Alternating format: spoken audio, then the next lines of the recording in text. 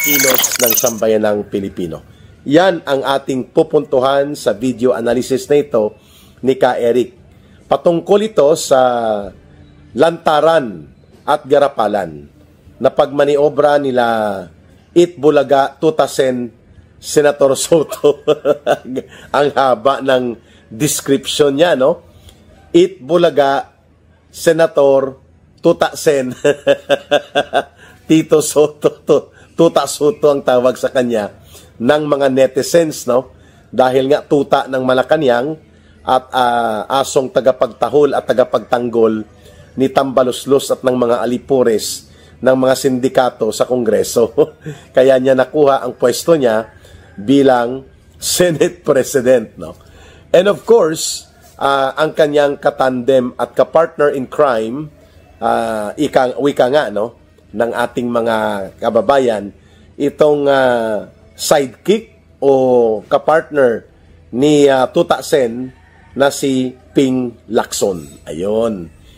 Sila po ay garapalan, lantaran na nagmamaniobra kung papaano makakuha ng special operations nang sa ganun po ang pagpapatuloy kung bubuksan muli sa November 14 ang pagkilos o ang investigasyon ng Senate Blue Ribbon Committee ay nakahanda na ang script, nakahanda na ang game plan for the special operations nitong nag-aakto bilang mga special agents ng Malacanang at nila Marcos at Romualdez, itong si Tito Soto at si Ping Lacson. Kaya po sa ganito... Ayun nga mga kabdino, bubuksan na naman ho itong Blue Ribbon. Diyan, malapit na ho, ilang araw na lang. Pero ano po bang i-expect natin dito kay Juan Bol University at kay Ping Escalera? Siyempre ho, patuloy po ang pagpoprotekta nila diyan sa mga crocodile sa Senado. Ano ho sa tingin nyo mga reaction update? Tuloy-tuloy nga ba ang pagpoprotekta nila o babaliktad ang kanilang isipan, ha? Tapos, babanatan si Marcos Jr. at si Tambaluslos. Magkomento ho kayo sa inyong mga opinion, mga reaction update. Itong kalakaran nila, hindi malayong mangyari na mahimasmasan, no? At makabawi sa kanilang kalituhan o sa kanilang kalukuhan. Ang majority senators na ito na sumama dito kay Tutasen at kay Ping Lacson sa kanilang pagmaniobra na makudata at makuha ang regodon ng poder at kapangyarihan sa Senado, including ang pagkakatanggal noon kay Senate President Chis Escudero at pati na sa Senate Blue Ribbon Committee Chairperson kay Senator Marcoleta. Ano po itong mga maniobra? Ano po itong mga garapalang hakbang ng diskarte na pang special ops ni Tutasen at ni Ping Lacson, no? Na ngayon ay ibinubunyag ng maraming mga sektor ng lipunang nakakahalata sa kanilang galawan. Una, sinabi ni Senator Marcoleta na parang espiya ang galawan, no, ni Ping Lacson ng kanyang ginamit ang mga CCTV recording and footages sa Senado para magkaroon ng tracking. Ayan, isa pa ho yan. Yung ginawang pag-i-espiya nga naman, itong si Ping Escalera dito kay Kong Dante Marcoleta, dyan po kasi sa opisina niya mga kabdit. Sinabi nitong si Juan Bol, ay si Ping pala mga kabdit, na parang gumagawa daw ho ng kababalaghan. Kaya itong si Gutesa, tsaka si Senator Marcoleta, siyempre ho, itong si Senator Marcoleta, mga ka-reaction na dito, pares lang ho naman nating tao yan. Umiinit ho yung ulo, kaya ho, uminit yung ulo dito kay Ping Escalera. Sino bang hindi magagalit? Porket ba Blue Ribbon chair ka, kaya mo nang gawin yan? Pakialamanan mo yung mga taong pumapasok sa opisina mo. Diba? Kung sa kanya kaya ginawa yun, mga ka-reaction na dito, matutuwa ba siya? O hindi pa rin siya makamubon na nilantad ni Congress Meow etong mga litrato niyang kasama ang mga diskaya? Bitter ho ba siya, mga ka-reaction update? Kung papaano napunta, saan napunta, anong oras ang mga galaw ni surprise witness noon na binitbit ni Senator Marcoleta na nagngangalang si Sergeant Gutesa. Kaya marami ang nakakahalata na ang interes at intensyon nila Tutasen at nila Tutasen Tito Soto yan, ano? At nila Ping Lacson ay hindi ang pagpapalabas at pagpapadaloy ng katotohanan hinggil sa malawakang krimen ng pandarambong at mga sistematikong pangungurakot at pagnanakaw sa kaban ng bayan na nangyayari at nangyari na sa ilalim ng gobyerno ni Marcos at Romualdez. That is not their intention. Their intention is to malign, subvert and attack, and bully and intimidate yung mga witnesses na nagkakaroon ng lakas ng loob na magpahayag ng kanilang nalalaman, ng kanilang involvement o ng kanilang direct personal knowledge patungkol po sa pagkakasangkot ng mga pangunahing personalidad dito sa flood control projects. Kaya, ang target po ni Ping Lacson at ni Tito Sotto ay wasakin at sirain po ang kredibilidad nitong isang star witness whistleblower na si Sergeant Gutesa, at palalabasin nila na siya ay masama at nagsisinungaling ang kanyang mga pahayag, at mayroon silang bibit-bitin na mga star witnesses din daw itong si Senator Sotto. At ayan, ipaglalabas pa ho niya nila mga reaction update, ha? Palalabasin pang masama etong si Gutesa. Isipin mo yun, tumutulong ka na. Gusto rin malaman ng taong bayan na itong nilalahad nga ni Gutesa ay malaman. Kasi nga ho mga kabdit, pinangalanan niya na si Saldico. Sino pa kasi yun? Si Martin Romualdez. Ayan, pinangalanan niya na ho yan mga reaction update. Magkakatugma na ho. Ang ganda na ho ng pag-iimbestiga ni Senator Marcoleta. Pero dahil nga mga kabdit, nabubulgar na, paunti-unti na ho, nasa Malacanang na nga ho tayo eh. Kaya ginawa ho nila dyan sa majority, bigla hong papalitan si Senator Marcoleta. Yung pala may matindi po palang plano. Ngayon sila daw ho, si Ping Escalera maglalabas daw ng VIP witness, very important person. Diba? Sino pa ba'y mas importante dito kay Gutesa sa panahong ginigipit tayo ng gobyerno? Tanong ko lang ho sa inyo mga reaction update. May mas gaganda pa ba o may mas magandang mag-iimbestiga dyan sa flood control issue kumpara naman kay Gutesa? Wala na ho. Wala na ho kumpara dito kasi mismong yan, marin na ho yan. Ginawa ho talaga siyang utos-utusan ni Tambaloslos ni Saldico. Sila ho yung pinaka-credible. Kaya nga ho yung dalawang tuta ni Saldico, sila Estrada, nagsilipad na ho. Wala na, nasa Europa ng araw eh. Diba? Natural ho, alam nyo bakit pinalipad dyan? Kasi oras pong ipatawag yan dyan sa Senado. Matatakot ho yan kay Gutesa. Kasi alam po nila silang tatlo, meron ho silang kinalaman kay Martin Romualdez, kay Saldico. Ngayon, tatawag ng VIP witness etong si Ping Escalera para palabasing masama na naman si Gutesa. Yan po yung strategy nila. Sisiraan ho niyan si Marcoleta, si Kong Dante Marcoleta, tsaka yung si Gutesa. Pero yung mga nagnakaw ho ng bilyon-bilyon, trilyon, wala ho tayong magagawa dyan. Hindi ho nila iimbestigahan yan. Isipin mo si Martin Romualdez, kakasuhan, negligence. Di ba? Wala ho tayong maaasahan sa gobyerno ni Marcos, kundi pagnanakaw ho ang patuloy ho nilang gagawin sa ating bayan. Pati si Ping Lacson, instead na kanilang bigyan ng halaga at bigat ng lalo pang paglalantad sa katotohanan, itong pinagsumikapang ilantad at ibulgar ni Sergeant Gutesa, ang kanilang ginawa ang seste. Si Sergeant Gutesa pa ang binalikan nila Ping Lacson at Tito Sotto. At yan po ay isa sa mga garapal na hakbang nila impugn, pollute, destroy, and create doubt against the witness.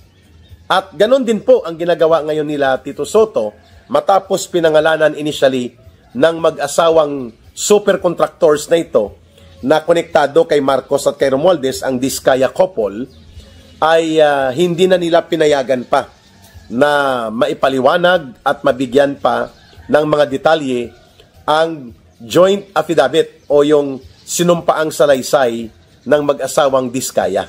At sapagkat sa tingin nila, itong dalawang key witnesses, si Sergeant Gutesa at itong mag-asawang Diskaya, ay kontrolado, di umano, ni Senator Marcoleta. Granting at as it may, kung yan ay totoo, na sila ay lumapit at tinutulungan ni Senator Marcoleta, ano ang masama kung ang bit-bit nila ay katotohanan? it does not matter so much kung sino ang handler. What matters most ay kung ano ang mensahe, ano ang nilalaman at ano ang bigat ng kanilang nalalaman at ang kanilang hawak na mga impormasyon. Regardless kung hawak ito ni Rapi Tulfo, ni Erwin Tulfo, ni Lito Lapid o ni Senator Marcoleta, that is secondary. Granting, for the purpose of discussion, mali at baluktot po ang estilo ni Ping Lacson at ni Tuta Sen, Tito Soto, na atakihin, masamain at palabasin na coached o tinuturuan lamang ng ilang vested political personalities like Senator Marcoleta ang mga paglalantad at inihahayag ng Diskaya Couple at nila Sergeant Gutesa. At kaya nga pati ang notarial signature ng abogada na binawi daw niya at hindi niya sinasabi ang pagtanggap na siya ay nag-notarize o ang kanilang law office ay nag-facilitate ng notarial services para kay Sergeant Gutesa. Ang binabanggit ngayon ni dating Congressman Mike Defensor na ito ay pakana ni Romualdez, nila Saldico at ng administrasyon na atakihin, wasakin ang pagkatao ni Sergeant Gutesa. In fact, pagkatapos ng revelations ni Sergeant Gutesa ay nagsagawa kaagad ng massive troll operations attack ang mga bayarang keyboard and social media zombies nila Marcos at nila Romualdez at Saldico. Inatake ng todo-todo si Sergeant Gutesa, si Senator Marcoleta at lahat ng mga sumusuporta sa paglalantad nila Sergeant Gutesang ginawa nung siya ay lumapit kay na dating Congressman Mike Defensor at kay Senator Marcoleta. Siguro hindi bababa araw-araw sa mahigit 200 trolls ang nag-ooperate para intrigahin, magpasabog ng mga malisyusong fake news at mga panglilitong impormasyon at intriga malisya laban kay Sergeant Gutesa at dito kay Senator Marcoleta. At pinupunduhan yan ng gobyerno ni Marcos at nila Romualdez, malamang katas ng baha pa yan. So garapalan talaga itong gimmick nila Tito Soto at nila Ping Lacson at hindi na po nila itinatago na sila ay acting in behalf of the interest of Marcos and Romualdez for a cover-up at the Senate using the so-called Senate Blue Ribbon Committee. So, tinapyas na nila at winawasak na ni Ping Lacson at ni Tito Soto ang mga testimonya ng mag-asawang Diskaya. Ayan nga mga reaction update. Sa nangyayari hong anomalya ngayon, tignan nyo, kung meron hong napagawa dyan sa mga dike na yung pangako ni Marcos Jr. na 5,500 flood control, isipin nyo kung may napagawang ganyan, hindi ho tayo naghihirap ngayon. Lalong-lalo na ho yung mga nasasalanta ng bagyo. Hindi ho sana tayo, isipin nyo ho yun kung ilang buhay ho yung mga nawawala dahil sa kawalang hiyaan ng gobyerno ni Marcos Jr. Napapansin ho yan. Lagi ho tayo nasa national news. Lagi ho tayo international news. Binabalita ho tayo sa iba't ibang bansa. Nawawala ng buhay yung ating mga kababayan dahil sa matinding korupsyon ng gobyerno ni Marcos Jr. Paano pa mag-i-invest etong mga foreign, yan, yung mga foreigner ho, di ba? Paano pa ho sila mag-i-invest sa nangyaring ganyan sa ating bayan? Mismong mga bahana lang, mga ka-reaction update, hindi pa ho masolusyonan. Tapos ngayon, bukas mga kabita, bukas na bukas, mga gabi daw ho yan. Meron na naman pong bagong bagyo. Tatama naman daw ho dito sa Central Luzon tsaka Northern to Central Luzon daw ho tatama. Signal number 5 naman ho yung tatama ngayon. Sino po maapektuhan? Marami ho. Marami na naman pong masasalanta ng napakalakas na bagyo. Kung hindi bukas ng gabi mga ka-reaction update, Sabado ng madaling araw, magkadikit na ho yun . Tayo na naman po yung mapeperwisyo. Sino po yung nakakaawa? Yung mga Pilipino. Yung mga naghihirap. Yung mga ordinaryong Pilipino. Pero yung mga buhaya dyan, wala ho silang pakialam dyan. Pa-meeting, oo, aminado ho tayo. Meeting ho sila ng meeting. Pero bago pa sana mangyari yung mga sakunang yan, ready na ho sana. Hindi yung nagpa-meeting si Marcos Jr. dito sa tinyo na Yan sa Tinyo, yung bagyong Tinyo. Tapos na yung sakuna. Marami na hon namatay. Marami na hon nawalan ng buhay. Doon niya lang ho naisipan magpa-meeting. Diba? Wala ho tayong pag-asa sa gobyerno ni Marcos Jr. Malaking katotohanan ho yan. Tignan nyo yung napiperwisyo. Marami ho, milyon tao. Nababalita ho sa ibang bansa, nakikita yung matinding korupsyon natin. Yan po yung matindi. Nakakapandiri lang mga ka-reaction update. Maraming napiperwisyo. Yan ho yung pamumuno ni Marcos Jr. Lahat ho ng pangako niya. Sa bunga nga lang lumabas pero wala hong natutupad. Di ba? Minaliit na nila ito at hindi na binigyan ng pagkakataon na mailahad pa ang malawak na mga pagsasalaysay nila. At pinalabas na ito ay mga sinungaling at pakawala ng mga pro-Duterte na mga political groups or senators aligned to the Duterte political camp. At kaya hindi na nila binigyang pansin o anumang bigat ang salaysay at mga detalye ng impormasyong inilalahad o nais pang mailahad ng mag-asawang Diskaya. Pangalawa, ito din po ngayon ang ginagawa nila kay Sergeant Gutesa. Binubuhusan ng pondo, binubuhusan ng special operations ang nakakabahala at nakakagalit ginamit ni Tito Soto at ni Ping Lacson ang kanilang posisyon at kapangyarihan sa Senado upang sakyan ang mga maitim na balak at masamang hakbang na ginagawa ng gobyerno ni Marcos upang wasakin ang pagkatao nito ni Sergeant Gutesa and even upang idiin ng tudo sila at pati na kasama ang mag-asawang Diskaya. Kaya wala na pong mga iba pang nais magsiwalat at maging bahagi ng testimonya ng paglalahad ng katotohanan sa totoong pangyayari ng pagkakasangkot nila Marcos, ng anak niyang si Sandro Marcos, ng pinsan niyang si Martin Romualdez Tambaloslos sa malawakan at ingranding disenyo ng pandarambong sa flood control projects and among other infrastructure projects. Sapagkat hindi po welcoming, hindi po assuring, and hindi po supportive ang atmosphere ng pamunuan ng Senado at ng Senate Blue Ribbon Committee under sa control ni Ping Lacson at ni Tito Soto. That is the reason na tinatawag po sila ng mga acting as special agents in behalf of Marcos Jr., of Martin Romualdez, and the interests of Marcos na tabun-tabunan, ilihis at i-manipulate ang criminal trails na nagdudugtong sa pananagutang kriminal nila Marcos at Romualdez doon sa pagsambulat nitong pandarambong at pangungulimbat sa kaban ng bayan, known as the crime of the century, the over 1 trillion pesos plunder of flood control projects. Ayan! Pangalawa, ano pa po itong gimmick nila Ping Lacson na isasalang daw nila si Martin Romualdez at pati ang abogado o mga opisyal ng mga kasabwat kay Saldico. At ano po ang kanilang game plan? Ang game plan nila ay palalabasin nila na si Romualdez ay hindi sinasadya na nangyari ang mga mutilation o pangangatay at mga pang-iistapa sa bulok na mga budget na ipinapasa ni Marcos. As if Martin Romualdez was acting on principle of presumed regularity na hindi niya alam na siya ay sinisindikato or ang other term, tinuturutot ni Saldico. No? Masama po ang word na turutot. Kaya kapag ikaw ay niloko ng asawa mo, ang biruan yan sa mga colloquial na tungkol sa mga pinagtataksilan ng kanilang partner ay na Chicago. Kasi ang bandang Chicago ay mayroon pong instrument ng turutot. Naturutot ni Saldico, si Martin Romualdez, mukhang si Martin Romualdez ang mangtuturutot, hindi si Saldico.